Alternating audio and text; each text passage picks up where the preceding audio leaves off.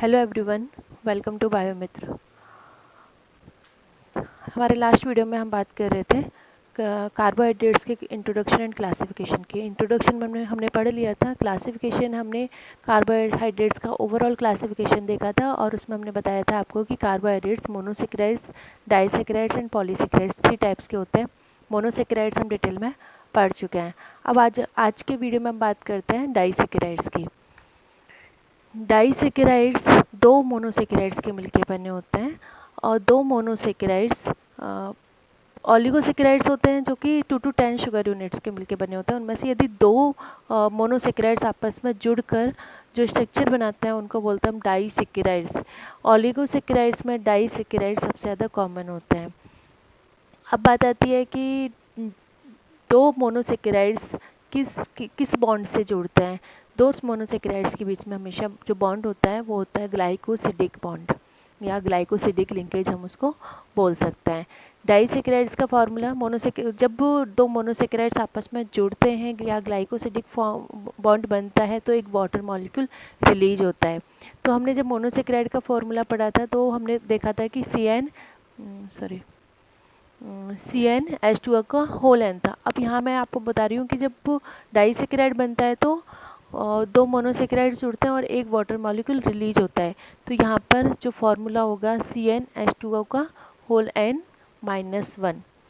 जितने भी H2O होते हैं, सपोज C12 है तो यहाँ पर कितने होना चाहिए, 12 H2O होना चाहिए। 12 की जगह यहाँ 11 होता है। ओके क्योंकि एक वाटर मॉलिक्यूल रिलीज हो जाता है। कॉमन एग्जांपल हम डाइसेकेराइड्स की बात करते हैं तो माल्टोस, लैक्टोस, फ्रक्टोस, 3 एग्जांपल्स हम यहाँ पर स्टडी करेंगे। सबसे पहले हम बात करते हैं माल्टोस की। माल्टोस को हम माल्ट शुगर भी बोलते हैं। नेचर में माल्टोस कहीं भी प्रेजेंट नहीं होती है, ना तो किसी भी प्लांट बॉडी में प्रेजेंट होती है। हम कोई भी प्लांट पार्ट लेते हैं, कोई भी फ्रूट्स लेते हैं, कोई वेजिटेबल लेते हैं तो हमें माल्टोस नहीं मिलता।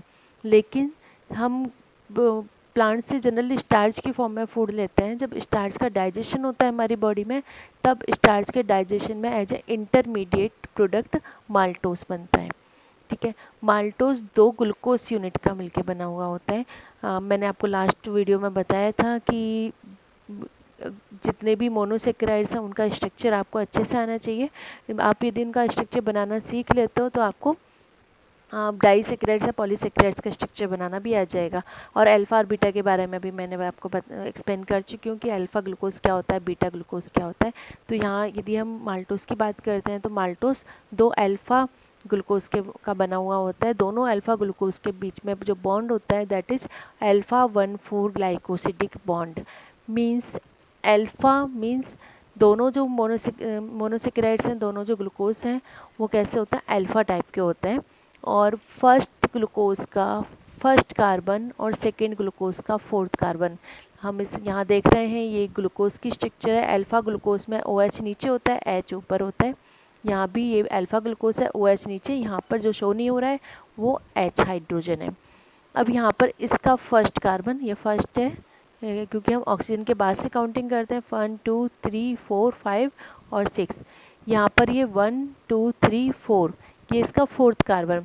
यहाँ फोर्थ पे भी जैसे इसमें हमें दिख रहा है कि OH है, ऐसे यहाँ भी OH होगा, यहाँ भी OH होगा। OH और OH दोनों मिलेंगे तो एक H2O रिलीज हो जाएगा और ऑक्सीजन रह जाएगा। और ये बॉन्ड बना, इसको बोलते हैं हम ग्लाइकोसिडिक बॉन्ड। कौन सा ग्लाइकोसिडिक बॉन्ड, अल्फा, ये अल्फा था, 1,4 ग्लाइकोसिडिक बॉन्ड।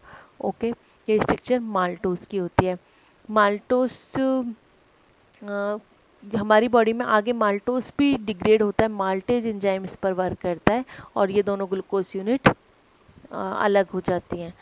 जब इसका ब्रेकडाउन होगा माल्टोस का तब हमें वाटर की रिक्वायरमेंट होगी, क्योंकि जब फॉर्मेशन हुआ था तो वाटर मॉलिक्यूल रिलीज हुआ था। जब ब्रेकडाउन होगा तो वाटर की रिक्वायरमेंट होगी और 2 ग्लूकोज यूनिट्स बन जाएंगी। ठीक है, उसके बाद माल्टोस फिनाइल हाइड्रोजन के साथ में रिएक्ट करता है और सनफ्लावर की शेप के ओसाजोन्स बनाता है। ओसाजोन्स एक तरह के क्रिस्टल्स होते हैं जो कि कार्बोहाइड्रेट्स की प्रॉपर्टी होती है। स्पेशली डाइसेकेराइड्स की प्रॉपर्टी होती है कि ओसाजोन फॉर्मेशन, इसके ओसाजोन्स होते हैं सनफ्लावर शेप्ड। उसके बाद बात करते हैं हम लैक्टोस की। लैक्टोस सबको पता है मिल्क में प्रेजेंट होता है, इसलिए लैक्टोस को हम मिल्क शुगर बोलते हैं। लैक्टोज एक यूनिट ग्लूकोज और एक यूनिट गैलेक्टोज का बना होता है। यहाँ जो गैलेक्टोज होता है वो बीटा टाइप का होता है, ग्लूकोज जो होता है वो अल्फा टाइप का होता है। अब आपको बीटा गैलेक्टोज का स्ट्रक्चर आना चाहिए, अल्फा ग्लूकोज का स्ट्रक्चर आना चाहिए। देखिए ग्लूकोज और गैलेक्टोज का स्ट्रक्चर सेम होता है, डिफरेंस होता है ग्लूकोज और गैलेक्टोज में 4th कार्बन पर। ये यदि ग्लूकोज का अल्फा ग्लूकोज का स्ट्रक्चर है 1 2 3 4, ठीक है। अब यहाँ पर बीटा यानी कि फर्स्ट कार्बन जो है फंक्शनल ग्रुप जिस पर प्रेजेंट होता है उस पर अरेंजमेंट अपोजिट होता है, H नीचे आएगा तो OH ऊपर चला जाएगा। फिर 4th कार्बन पर भी गैलेक्टोज में ग्लूकोज से डिफरेंस होता है, माल्टोज में सॉरी मैनोज में 2nd कार्बन पर डिफरेंस होता है, गैलेक्टोज में 4th कार्बन पर डिफरेंस होता है, ठीक है। ये इसका फर्स्ट कार्बन बीटा गैलेक्टोज हम पहले लिखते हैं और अल्फा ग्लूकोज हम बाद में लिखते हैं। बीटा गैलेक्टोज और अल्फा ग्लूकोज का बना होता है। अब देखिए यहाँ पर OH इधर था, यहाँ OH इधर था, तो जो बॉन्ड बनेगा वो एन शेप बनेगा। एक वाटर मॉलिक्यूल रिलीज हो गया, वाटर मॉलिक्यूल के रिलीज होने से ग्लाइकोसिडिक बॉन्ड बना, और ये जो स्ट्रक्चर बनी इस स्ट्रक्चर को बोलते हैं हम लैक्टोज, ठीक है। और इस बॉन्ड को बोलेंगे हम बीटा, क्योंकि ये बीटा था, 1,4 ग्लाइकोसिडिक बॉन्ड। ओके ये भी ओसाजोन फॉर्मेशन करते हैं, बट इनके ओसाजोन्स होते हैं कॉटन बॉल शेप्ड, बहुत सॉफ्ट होते हैं, पफी होते हैं, कॉटन बॉल लाइक। उसके बाद अब बात आती है सुक्रोज की। सुक्रोज जो होते हैं ये परिकिचिन शुगर होती है, केन शुगर होती है, जो जनरली हम बोलते हैं चीनी शुगर बोलते हैं, वो सुक्रोज को बोलते हैं। ओके कमर्शियल शुगर, इसको इन्वर्ट शुगर भी बोलते हैं हम। उसके बाद में बात आती है किस किस का बना होता है। ये बना होता है बीटा फ्रक्टोज और अल्फा ग्लूकोज। फ्रक्टोज अल्फा और की स्ट्रक्चर भी मैंने आपको बोला था कि आपको अच्छे से आनी चाहिए, तभी आप ये स्ट्रक्चर्स बना सकते हो। तो यहाँ पर सबसे पहले हम लिखते हैं अल्फा ग्लूकोज। ये अल्फा ग्लूकोज है, ये फर्स्ट कार्बन है अल्फा ग्लूकोज का, 1 2 3 4 5 6। ये अल्फा और ये बीटा फ्रक्टोज है, ठीक है। ये बीटा फ्रक्टोज का स्ट्रक्चर है। बीटा फ्रक्टोज का जो कार्बन है ये 2nd कार्बन है, ठीक है। हमने क्या किया कि इसको उल्टा लिखा है, यहाँ से शुरू है, इसका फर्स्ट कार्बन था, ये 2nd कार्बन है, ये 3rd कार्बन है, ये 4th कार्बन है, और ये 5th, और ये 6th। ओके ठीक है, ये है हमारा बीटा फ्रक्टोज। देखिए मैंने आपको लास्ट वीडियो में आपको एक्सप्लेन भी किया था मोनोसेक्राइड्स के प्रॉपर्टीज़ में, कि जो वो मोनोसेक्राइड्स होते हैं रिंग स्ट्रक्चर में 2 टाइप्स की रिंग बना सकते हैं। एक रिंग जिसमें 6 मेंबर हो, 5 कार्बन और 1 ऑक्सीजन, उसको बोलते हैं हम पायरिन रिंग।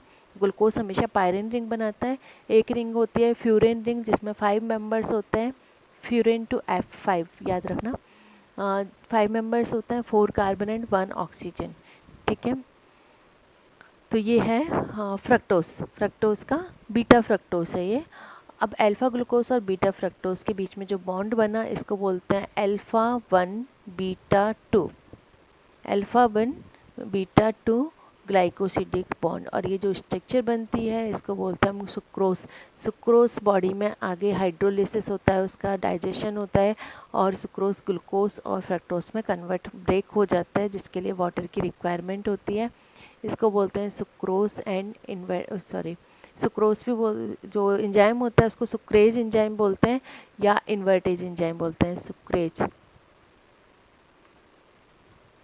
सुक्रेज और इन्वर्टेज एंजाइम बोलते हैं। लेकिन एक चीज़ देखिए, जो मैंने आपको बताया था एल्डो शुगर में फंक्शनल ग्रुप किस कार्बन पर प्रेजेंट होता है, 1 पर। यहाँ पर इस कार्बन पर फंक्शनल ग्रुप प्रेजेंट था 1 कार्बन पर। इसका फंक्शनल ग्रुप वाला कार्बन यूज हो गया। इस पर फंक्शनल ग्रुप किस पे प्रेजेंट है, फ्रक्टोज कीटो शुगर है, कीटोन फंक्शनल ग्रुप है, यहाँ पर 2nd कार्बन पर होता है फ्रक्टोज शुगर में। यदि आपने मोनोसेक्राइड्स का वीडियो अच्छे से देखा हो तो आपको ये समझ में आ जाएगा। अब देखिए यहाँ पर क्या हुआ कि जिन जिन कार्बन्स पर फंक्शनल ग्रुप प्रेजेंट थे वो कार्बन्स किस में काम आ गए, बॉन्ड फॉर्मेशन में। अब फंक्शनल ग्रुप फ्री नहीं है, उसने बॉन्ड बना लिया, यानी कि आगे रिएक्शन नहीं करते हैं, तो इसलिए ये ओसाजोन्स भी नहीं बनाएंगे क्योंकि फ्री फंक्शनल ग्रुप नहीं है। ओके यहाँ मैं लैक्टोज के बारे में एक चीज़ आपको बता दूँ, मिल्क में शुगर प्रेजेंट होती है, तो यानी कि लैक्टोज मिल्क का जो स्वीटनेस होता है that is due to lactose. इसलिए मिल्क में एक्स्ट्रा शुगर हमें ऐड करने की रिक्वायरमेंट नहीं होती है। और डाइसेक्राइड्स चाहे माल्टोस हो, चाहे सुक्रोस हो या लैक्टोस हो, ये सब स्वीट होते हैं टेस्ट में। Okay, thank you.